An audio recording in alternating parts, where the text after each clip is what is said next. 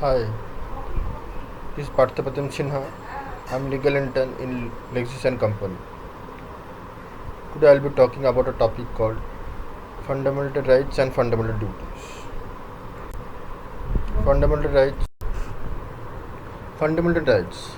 The provision of Part 3 of our Constitution, which enumerates the fundamental rights, are more elaborate than those of any other existing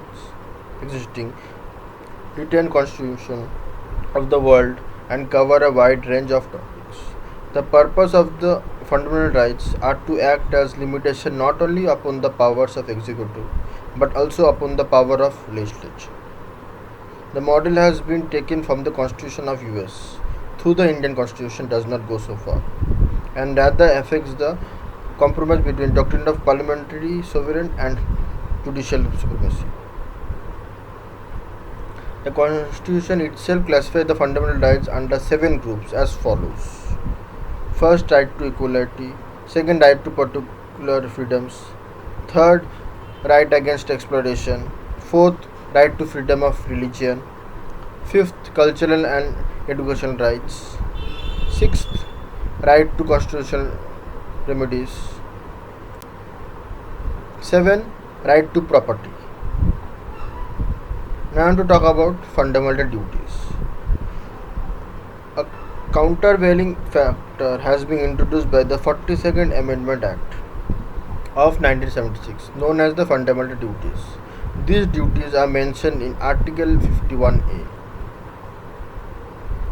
Each provisions and each Indian state or group of states were allotted the total number of seats proportional to the respective population, roughly in the ratio of 1 is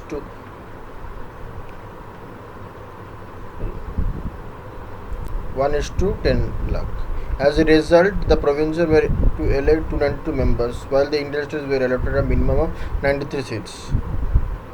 The seats in each province were distributed among the three main communities, Muslim, Sikh and General, in proportion to their respective population.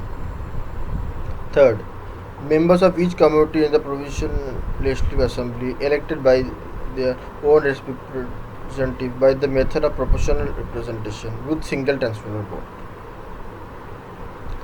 Fourth, the method of selection in the case of representative of Indian states was to be determined by the consultation. These duties are not themselves enforceable in the courts, nor their violation as such punishable.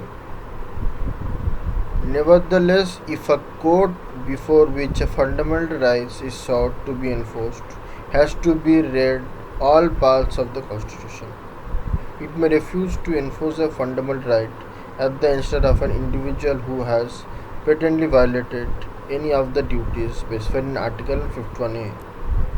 So, that's all my topic is all about fundamental rights and fundamental duties.